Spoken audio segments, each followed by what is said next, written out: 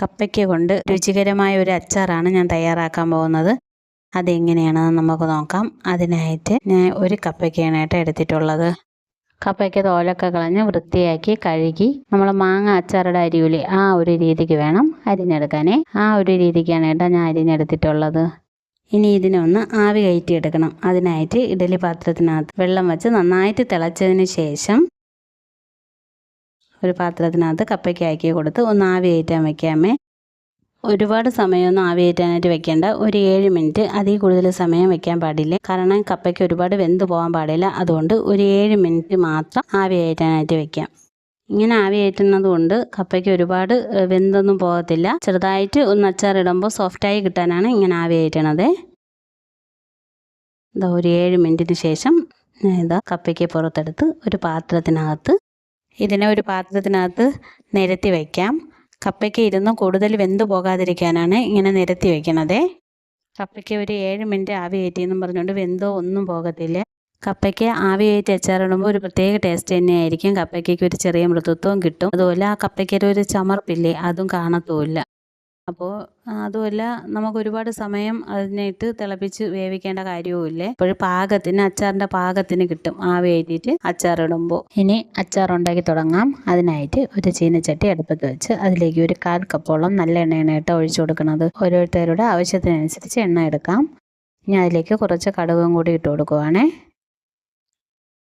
കടുകൊന്ന് പൊട്ടി വരുമ്പോൾ അതിലേക്ക് കുറച്ച് ഇഞ്ചിയും വെളുത്തുള്ളിയും പച്ചമുളകും കൂടി ഇട്ട് ഒന്ന് വഴറ്റിയെടുക്കണം.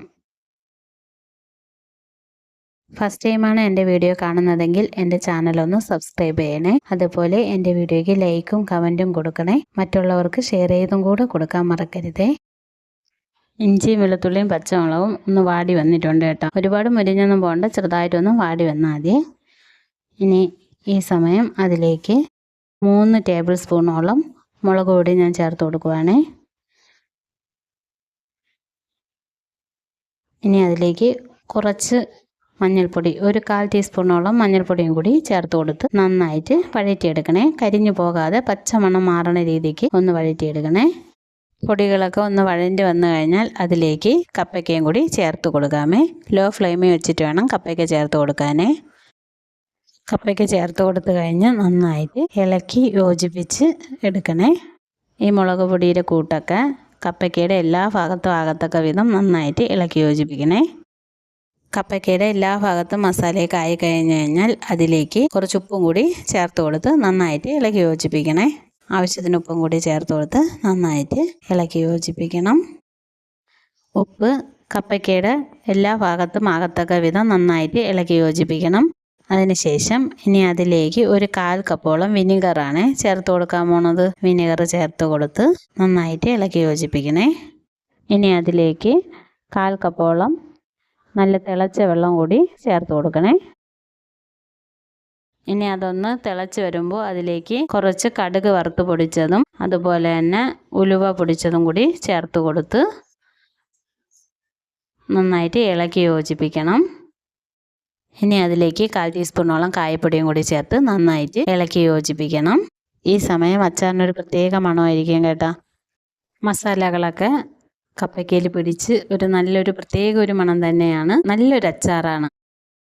ഇത്തിരി കൂടെ ചാറിൽ വേണമെങ്കിൽ കുറച്ച് ചൂടുവെള്ളം കൂടി ചേർത്ത് കൊടുത്താൽ മതി. പക്ഷേ ഈ ഒരു പരുവമാണ് അച്ചാറിന് നല്ലത് ഇങ്ങനെ ഇരിക്കുമ്പോഴാണ് ടേസ്റ്റ്. ബിരിയാണിയിലൂടെ ആയാലും ചോറിൻ്റെ കൂടെ ആയാലും സൂപ്പർ കോമ്പിനേഷനാണ് ഈ അച്ചാർ. അപ്പോൾ നമ്മുടെ അച്ചാർ പാകമായിട്ടുണ്ട്. ഇനി നമുക്ക് ഗ്യാസ് ഓഫ് ചെയ്യാം.